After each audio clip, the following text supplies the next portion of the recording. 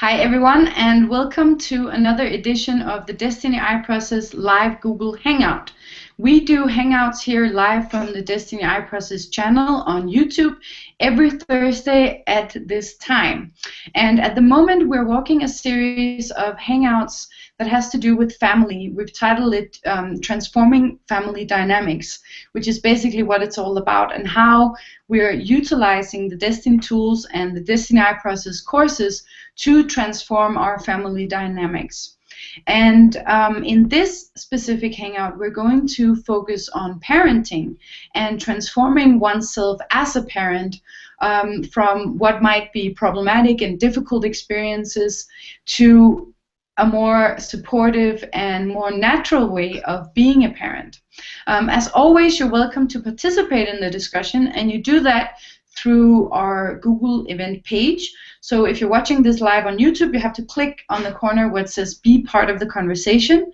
That will take you to our Google Plus page, and from there you can type in your question or your comment, and we will give it direction live here on the broadcast. My name is Anna Briggs Thompson, and I'm here in Sweden, and with me today I have two parenting experts, because you've both raised two children. So we have Sylvia with us from the Netherlands. Hi, Sylvia. Hi, Anna. And how old is it that your children are today? My oldest is 17, almost 18, and the youngest is 15. A girl and a boy. Yeah. So you are our resident teenage expert today. Well, I hope I am. Yeah. And then we have Carrie with us from Maine, USA. Hi, Carrie. Hi. And how old is it that your children are?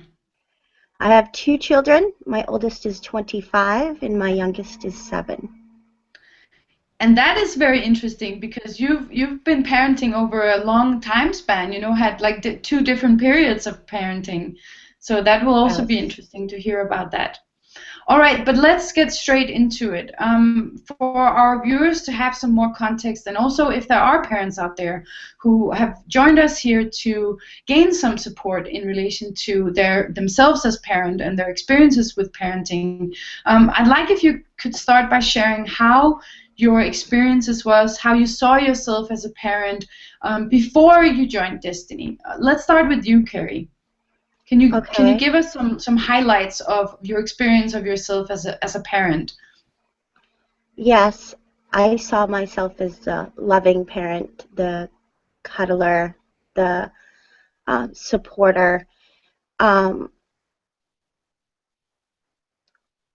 What I had, or what I did, is throughout the years I created these ideas and beliefs about being and what the perfect parent is, and being the perfect parent, and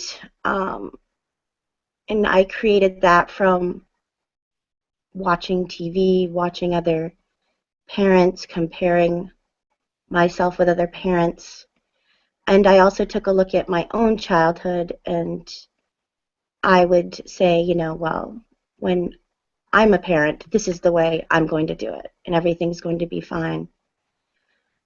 So in that way, I created this whole idea, and it wasn't a realistic idea, and it was an idea that I was always trying to live up to, and I couldn't.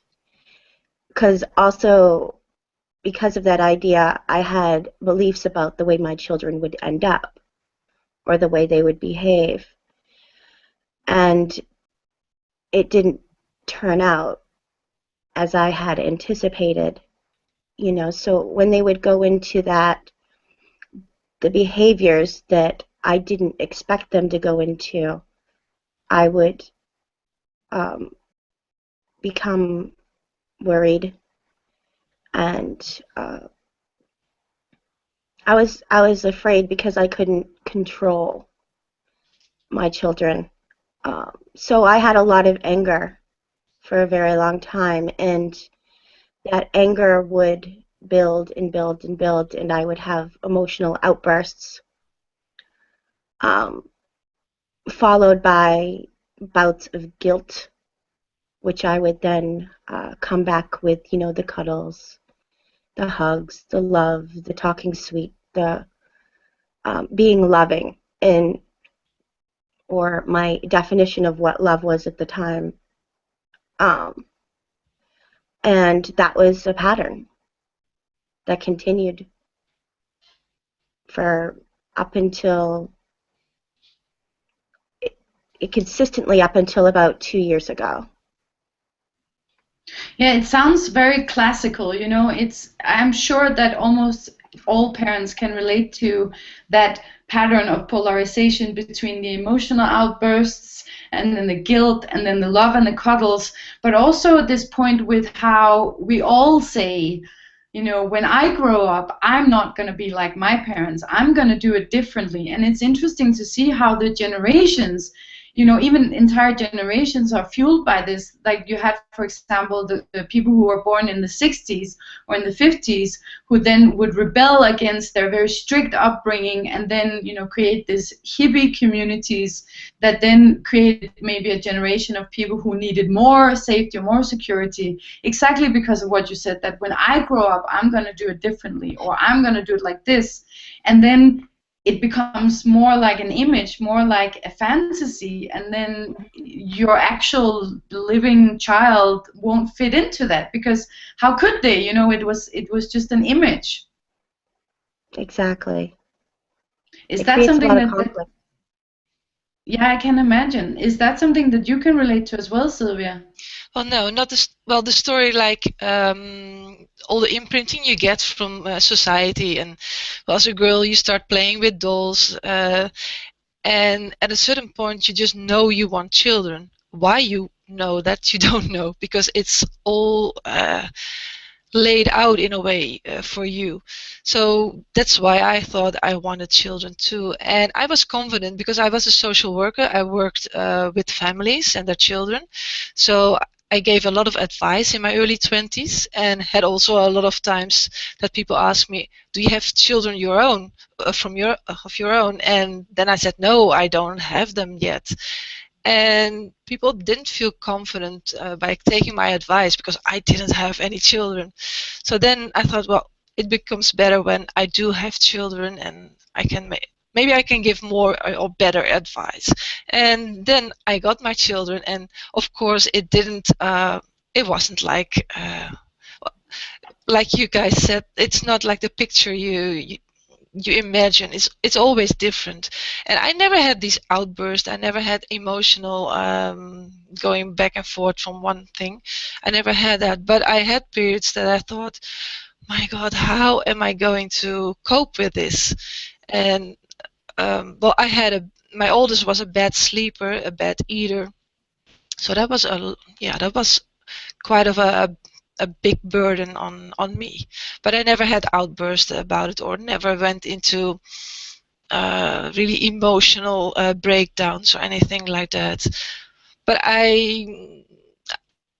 oh yeah, another thing is there's also a really cool Eqafe interview about the whole process of becoming a mother and what it means when you become a mother, and that you're not longer alone, but you have to be with the being that came from you, and you have to walk together. And that's, for the ego is and the mind, is a big point. So there has to be a time of adjustment there to. And that's what I saw in myself as well, because I saw myself as confident, but also as loving and a nice person. But when I, at let's say 9 o'clock, was sitting downstairs, glad that my oldest was in bed, and I had my own time for me. And then she was calling me like, Mom, I can't sleep, or Mom, I want water. And then, well, also my partner helped out with this, of course. But we went up and down the stairs for the whole evening, and then the whole night, because for the first 6 years she didn't sleep through the night. So it was really, really tough. So in that part, I saw in myself that I didn't like that. I was like, just leave me alone. I just want my me time now, because it's 9 o'clock and now it's for me. It's not for you. That was not like I was thinking that in clear thoughts, but it was in the background. I could feel that. And I didn't do anything with it because I didn't know what to do with it. But later, when I started with Desteni and started my writing process and just walking the timelines backwards, then you can see well, what really was going on. And then you see that you think about yourself as a good person, but in a way we're good and bad at the same time. But that's actually very cool, because that leads me straight to the next question that I wanted to ask you, which is, what do you wish that you had known? Like, if you were to speak to the young mother that you were, like, what do you wish you have known, or what mistakes do you see could have been prevented if you had known what you know now? Are you asking me, Anna? Yes. Yeah, okay. And Carrie as well, we can ask you afterwards if you want to share. Well, one thing that stood out was all the problems with sleeping and eating with my daughter. That well, I felt like I had to talk about it. And then my kid was around all the time, of course. And then my mom came, or a friend came, and I started to talk about this. And I didn't realize that my kid was in the room, and she just overheard this. And it's not going to make you feel proud as a kid, even if you do not understand really what is going on. But if your mom says that she's disappointed and that she doesn't know how to get her to eat and she's worried, well, that's not a cool point. So if I had to do it again, I would never do it like that. I would just shut up and just take a moment where I could talk to somebody in private. And not only talking, but because what I did was more like a verbal diarrhea. It was not effective, not just speaking the things that were well, it was almost possessing me, the whole eating point, because my daughter didn't grow well and it was really a problem. And every time we went to the doctor, then they said, well, there's still some fat on her body, so it's cool, there's nothing to worry. But there was something to worry because it wasn't good. But I wouldn't do it again like that. It's a very common thing, a very common mistake that all adults make, I think, is to speak about children in front of them, which is something that we would never do to other adults, you know. But there's this expectation that the children, that they can't understand it, or even like not even considering them, that they're right there. Yeah, that's the whole point. That's the whole point. Yeah, they're just children. Yeah, that's not cool. No. So how about for you, Carrie? Is there something that you wish you would have known that you know now? I wished that I had known how to not react, or that I didn't have to react. That would be the one thing I would go back and change, just because it just created, you know, so many problems. And another thing I would look at is not seeing myself as the authority figure, and seeing my children as equal to me. That's another thing I would work on as well. So if we then get into how you started transforming, and also like Sylvia was the Desteni I process, and how she discovered points about herself as a parent through what she's been working in the Desteni I process. So if we talk a little bit more about the solutions that you started implementing and the realizations that came as you started participating with Desteni, how did that change your experience of yourself as a parent in the beginning, and how you saw yourself as a parent? Let's start with you, Carrie. The first thing I realized is that there's no such thing as a perfect parent. And once I realized that, I started to, you know, again, look at all of my ideas that I had. I started looking at other parents, and I stopped idolizing other parents and trying to be other parents. And I allowed myself to see beyond the picture of what was really going on with parents. That was my first realization. My second realization is that I had been living out my relationship with my children in my mind because of my ideas and my beliefs and all the memories and trying to be something that really wasn't realistic. And so I was never present with my children. Because you were trying to live an idea or a fantasy. Yeah, absolutely. You know, and yeah, for some reason I have this coming up of one thing I had an idea about was, you know, all I had to do was give. I just had to give more. Give, give, give, give, give. And, you know, whether it's, you know, more stuff, more toys, more hugs, more, you know, one-on-one discussions, more quality time. And I realized that that's not what my child or my children need. My children need me present and here, and allowing them to develop on their own into the person that they're going to be, not the person that I think that they should be.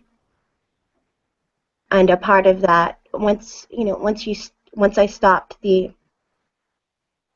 beliefs and stuff, I started reacting a lot less because I wasn't going into the fear of them not following what I thought was right or what was going to get them ahead in the world.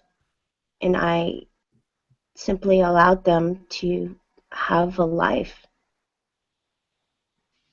This is it's very interesting. Do you want to add something, Sylvia? Yeah, I was thinking that's really cool to have them their own life, yeah.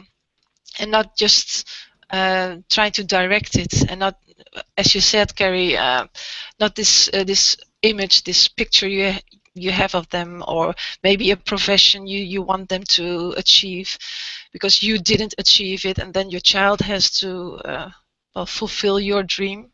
Yeah, that's cool. Yeah. And it's also interesting to see how you know, when you look back at it in hindsight, it's such a one-dimensional kind of simple point. You know, I wanted to be perfect as a parent. I had an idea in my mind of what that would be. I tried to superimpose that on my reality, on my children, and on myself. It didn't work. When I realized that, I could stop it. You know, I could change. Yeah. So, like, that one point can affect so much, and there are so many parents that are living this exact same pattern. And I was looking at, while you were speaking, how this is also fueled by the consumerist industry. You know, when you were talking about giving more, and that polarity between wanting to give and then not being present, and how that's something many parents experience, and where they then, you know, you then have a consumer industry that's saying, it's okay, just buy them more, buy more toys, give them more, take them out for dinner. So it becomes this like a virtual prison that you are in as a parent. Yeah, that you allow. Really cool perspective. Yeah, we have a question from Rebecca, and this is to what you were saying before, Sylvia. She's asking, when you started to treat your children as equals, did you begin to realize that they had valuable insights? Oh yeah, yeah. Yeah, because the funny part was when I was just preparing myself for this hangout, and all the memories that came up were memories from when they were young, and not so much when I entered Desteni, because they were 11 and 9, I believe, when I started Desteni. And then I was talking with my my oldest, my daughter, about it, and we came to the conclusion that when we started when I started Desteni, I took them with me because I started to translate Desteni stories about the dolphins and the whole history of mankind, and that's really nice for children to hear about. So I tried to translate it on while I was reading it, and so I took them with me on my journey in Desteni, and yeah, that's where when we started to walk next to each other. It was not like I was walking before them and just leading the way, but more like, who is going to lead the way today or in this moment? Because sometimes kids do know more, because my son is really good with computers, and well, he only has to have a quick look and he knows what's wrong. And then I just give myself that moment of well, putting myself in his hands in a way to guide me how to do it. So yeah, that's cool. And also when they say, because we do a lot of talking when we have dinner, we always dine with the four of us, just a moment in a day, and we have really cool conversations. There are phones also on the table, but then they see really nice things on their phones, and it becomes a discussion, and it's really cool. So yeah, I don't know if I answered the question already, but I think. Sure. Yeah, sure. How about you, Carrie? Is that something that you've seen as well? Yeah, with me, it just when I saw Hunter as in my other child as well, she's grown and she's having her own life. But when I saw him as an equal, we could problem solve together. So something would come up and we discuss it, and then we discuss solutions, and then we discuss how we're going to make it happen. So when he was a part of that process as an equal, things became much easier. So how can you share a little bit about when you started applying the Destiny tools, and also if you want to, mention anything specific that you did, like writings that you did or assignments in the Destiny I Process course? How did this start to change your relationship with your children from where it had previously been? With DIP, and I've mentioned this before in other Hangouts, but perhaps it's one of a big point for me because it keeps coming up, but it was the anger section that we went through in DIP and understanding anger and realizing what anger really is and the cause, and so I wasn't blaming my child for me being angry anymore. I was looking at why I was creating this anger for myself. So that was huge. That was a turning point for me with being a parent. And how about for you, Sylvia?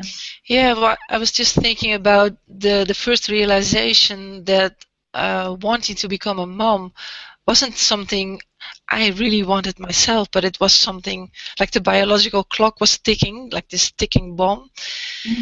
But it's all emotions, feelings, memories, pictures in yourself. There's nothing of yourself within it. So that was quite a realization. And I did a video on that too, quite some years ago.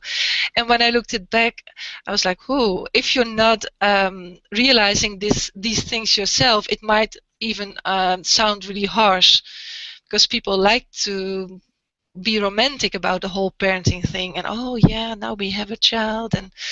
But when I got when I was pregnant for my second child, I was quite worried, because I thought, okay, I have one child, I can love one child, but now there's going to be a second one. I don't have enough love for two children. What am I going to do? What did I cause? Because when we had one, we felt not complete, or that was more my thing, the woman part.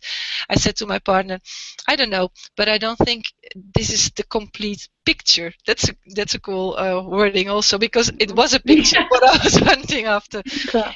And there's supposed to be a boy and a girl. Yeah, and you well, both have I a boy got and a them. girl. Yeah. But that was in a way funny. In another way, it wasn't, because it could have turned out really bad, of course. Yeah, I was just Yeah. thinking about how it's kind of funny when people, they have a girl and then they desperately want a boy and then they keep trying and they end up having like 6 girls and it just never happens.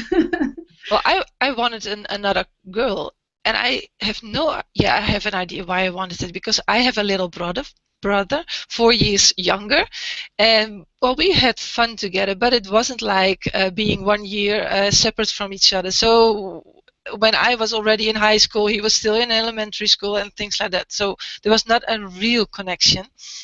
And so I wanted a girl for my oldest daughter, because then she would have this nice, cozy girlfriend experience.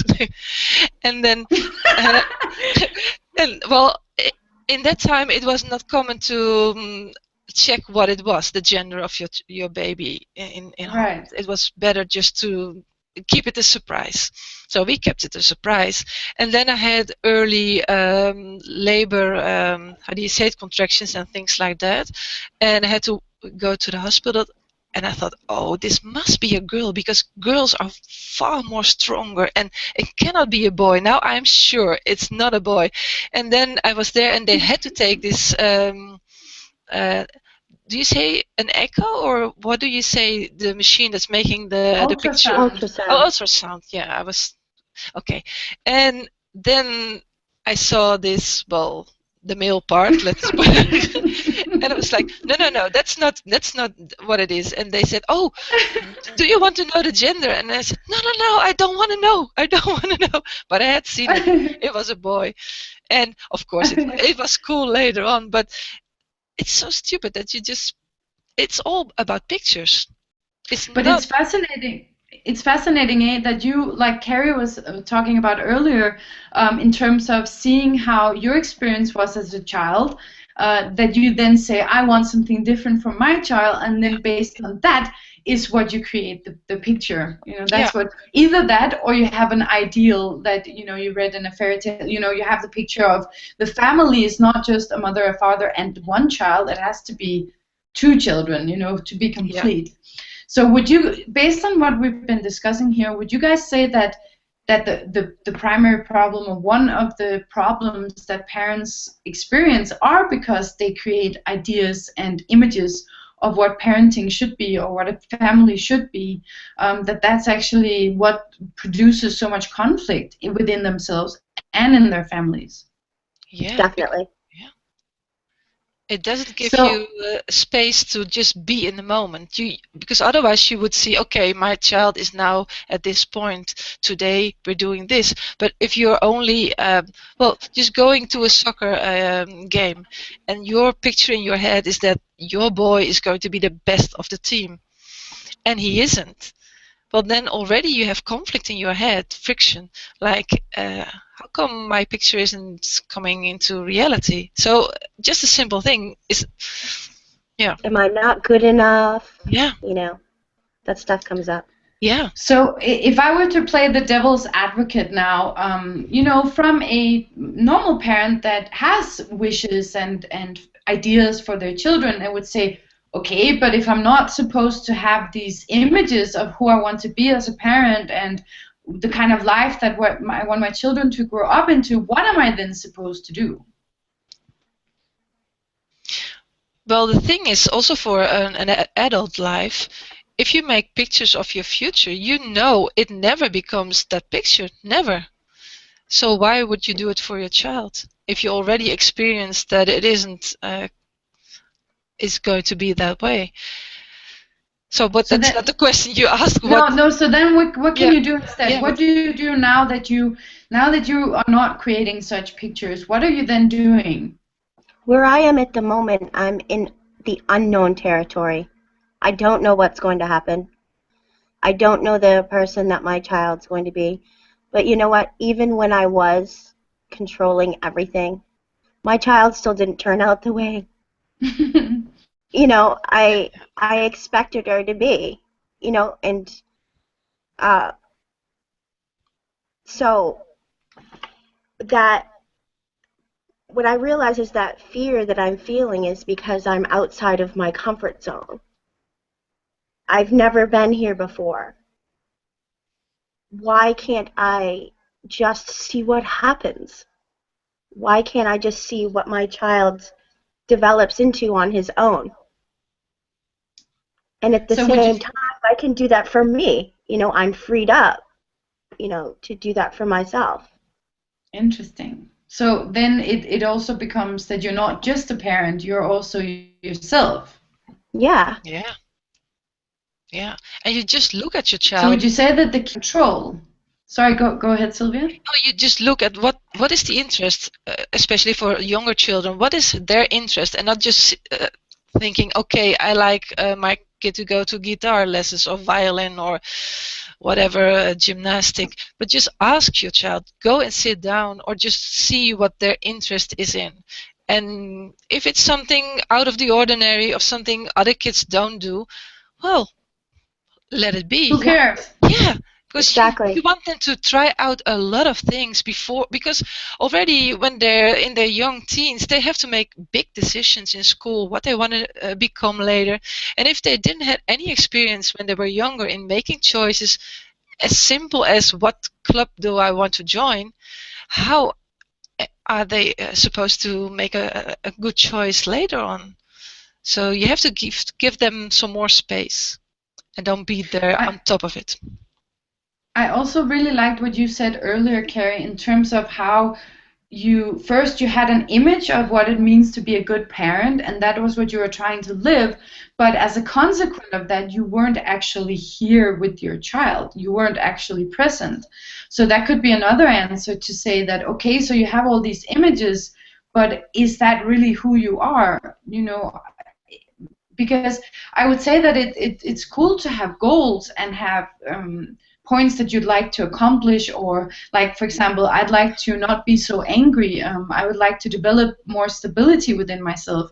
But the problem comes in when it's like an idea and an image of that, an idealized version based on what you've seen in movies or how your own parents were like, instead of actually being, okay, so what does it mean to be stable for real? Which, as you've been both mentioning, is something you can only find out in real time. You know, you cannot be, you know, acting like you're stable. That's not what it means to be stable. So that's a very interesting point. Yeah, and we have a comment. So go ahead. It's actually that dishonesty with yourself about who you are and trying to be someone else that creates all the problems, all the turmoil, and the anger. Right. So once you let go of that, you can actually start seeing your child for who they really are, or start seeing them and be with them. Exactly. Yeah. So we have a comment from Yogan Barrientos, and he's saying, this hangout's really cool. Thank you. Thanks, Yogan. Yeah. So before we are about to finish with our hangout here in about 10 minutes, so if you do want to ask us a question or put a comment in, now's the time.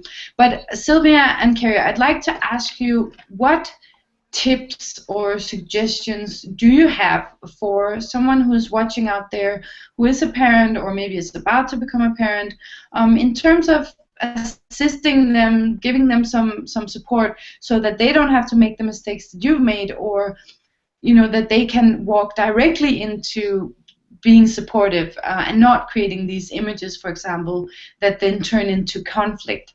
So what tips or suggestions can you give?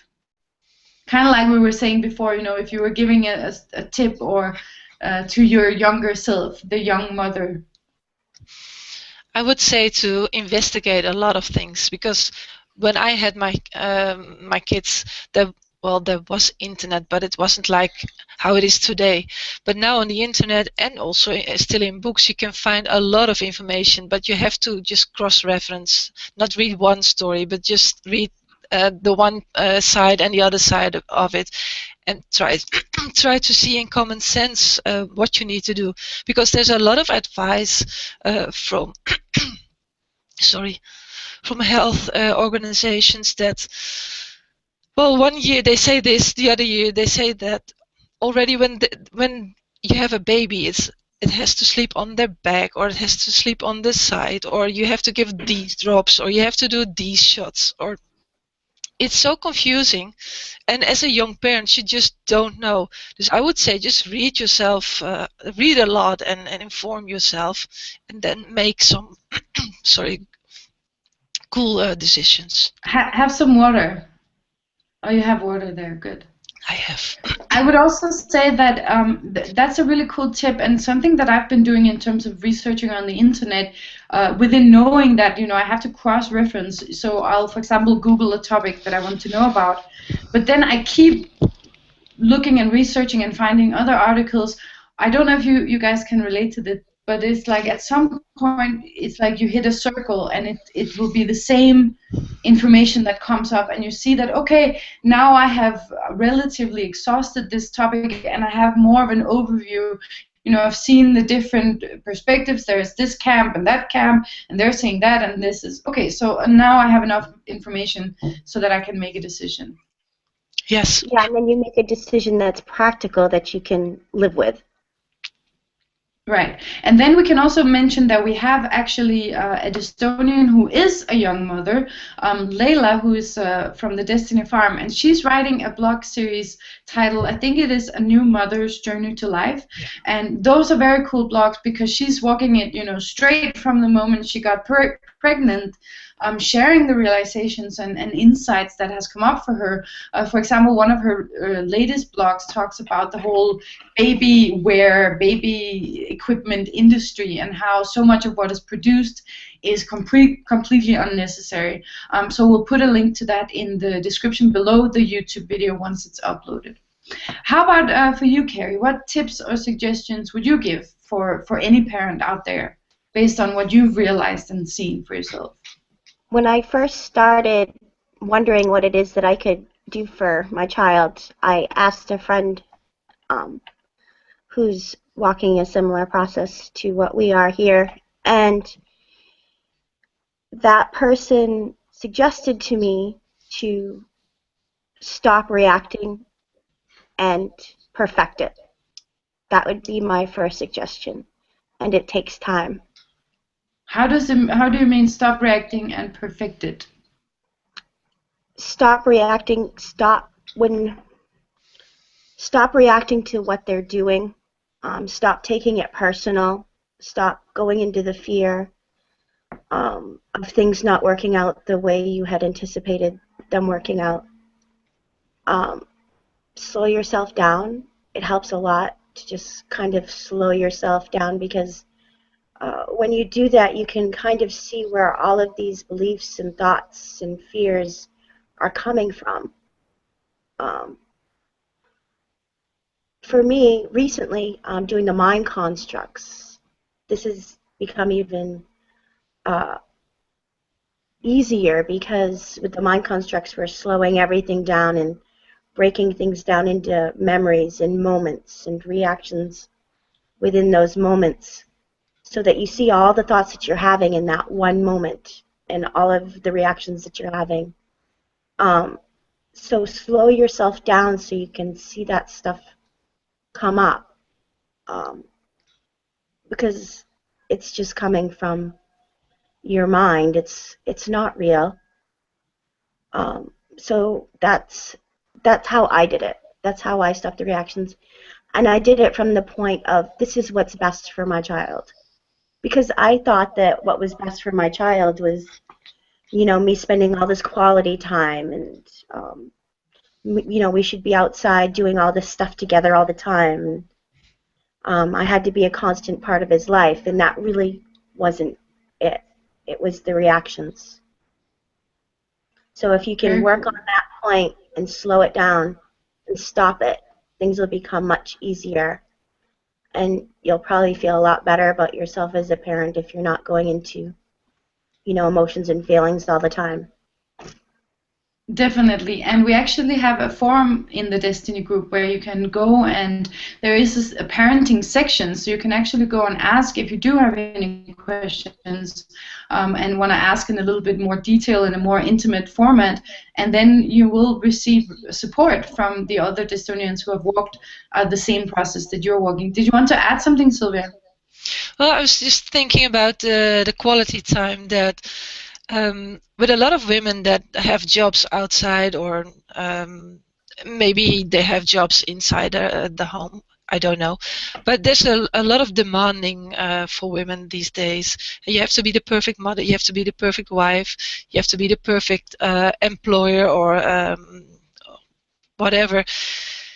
It's hard to do that, but when I just look back at when my kids were just small, I was an interior designer, and I had my own studio in the home, and I just had my 5 or 10 minutes breaks in between, and then the kids just were in the same room, and we just played with my pencils, or even when I was behind my sewing machine, for instance, we had this game with my youngest we had this credit card thing, and he just would put it through the one side of the machine, and then it was like he was paying in a shop with his credit card. So you can make anything into a game and into quality time. You don't need what you said, Carrie. You don't need to make this into something special, or now we have to sit down. Now it's the moment. Just integrate it and just be creative with that. That's also a cool point, because it takes some stress away, because these 5 or 10 minutes, and you don't have to say like, okay, my 10 minutes are gone now, and you just go back to your corner and play again with yourself. But just be flexible. I think that's more the thing I want to say. Be flexible. Yeah. Very cool. Ladies, we have reached the end of our hangout. I'd like to remind everyone that there is also another series of audio recordings on the website called Eqafe, the Self-Perfection Store. There's an entire series on parenting that is mind-blowing, to say the least. I definitely suggest going and checking some of those recordings out, because that will really support you on a fundamental and substantial level in your parenting, like whole new realizations, also about what the child is actually experiencing, even from a very early age. And then, of course, we have the Desteni I Process Lite course, which is a free online do-it-yourself course where you learn to utilize the tool of writing to identify and let go of reactions that Carrie, for example, have been talking about. And then the mind construct is a specific type of assignment that you do once you're in the Desteni I Process Pro course. You can go to the website and read a lot more about all of this, and all the links will also be in the description below the hangout. I also want to say that last week we had a Desteni Senior hangout. We have a group of senior Destonians, people that are over 40, 50. You know, they can decide for themselves who will define themselves as a teacher or not a teacher. I'm the teacher, sorry. Because I have this teacher word in my head all the time. As a senior, and they did also a very cool hangout on you know, being a senior in relation to parenting. And where very valuable insights and perspectives were shared. So I definitely suggest also listening to that.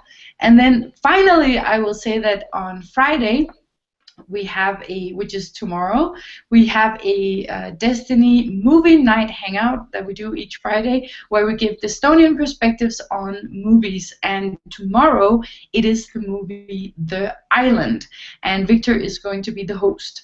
So definitely tune into that. You can see all the times for all the hangouts on our Facebook page, which the link will also be in the description below. The last comment is from Kelly here, and she's saying, so many wonderful perspectives for parents here. Thanks, ladies.